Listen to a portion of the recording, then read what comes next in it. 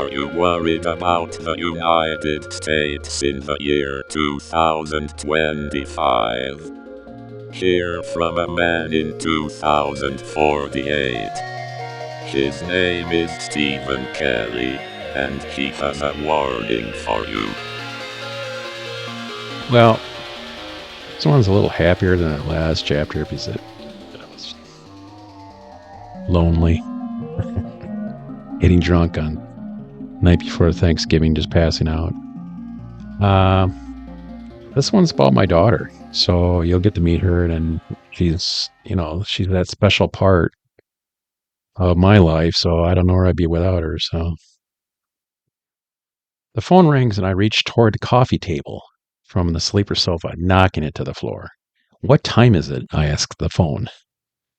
It projects the time onto the dark ceiling with a digital red laser font. It's 5:23 a.m.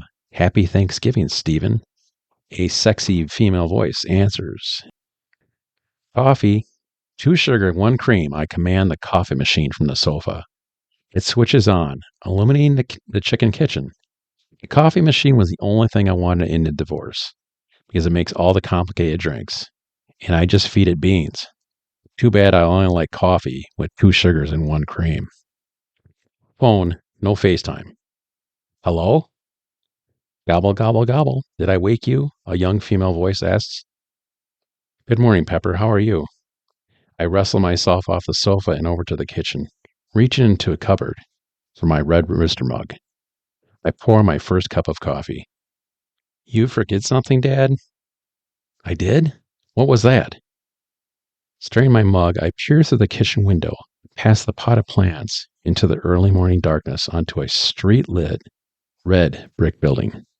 A circle of light from a street lamp shows the faded green awnings of Matusha's Corner Market. I had my swim meet Monday, Dad. Oh, shit. I'm so sorry, Pepper. I thought that was next week. I sent you a video message last week. Did you check your phone? I was using a Van's phone all week. Mine was broken, and I didn't have the time to get it fixed until a couple of days ago because I've been working the extra hours.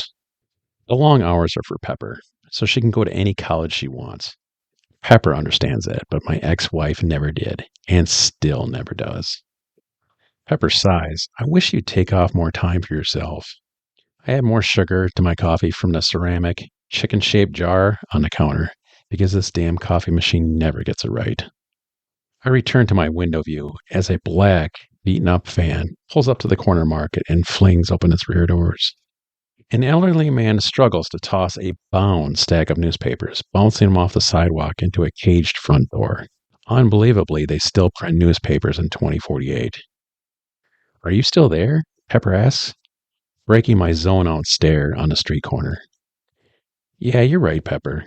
Maybe I should take some time off and go fishing up in Wisconsin when the ice freezes over. I'm definitely inviting myself for that, Dad. You'd be the first one I'd ask, I say, taking a swig of coffee while watching headlights and taillights pass in front of Matusha's. So, what's your mother been up to? You're getting better, Dad. It only took you 10 minutes to ask about her this time instead of 5. But if you have to know, she's seen some guy who I think is a douchebag. Pepper, don't say that.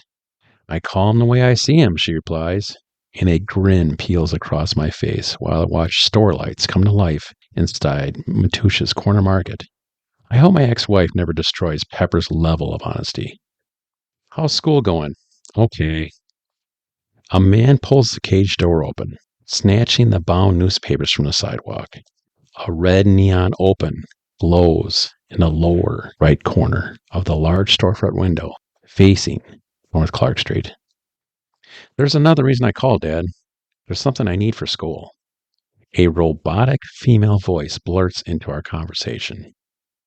Your phone provider has selected your call for quality monitoring.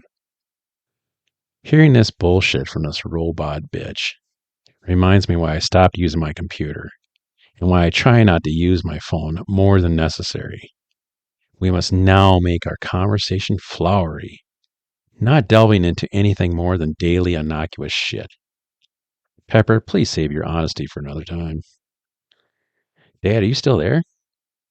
Yes, I'm here. I need a 3-dimensional image printer, but Mom says it's way too expensive. How much is it? Well, it's like $3,000. I catch my rooster mug before it drops to the floor. I know it's like a lot. It's just an idea. I'll make do with what I have. I can swing it, I say. Really? Things are always better this time of year, and I know I'll be getting a big-ass Christmas bonus.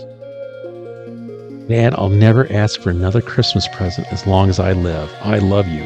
You're the best. Pepper saying that is worth the $3,000 alone. My ex-wife's out with some turd, but Pepper's still in my corner.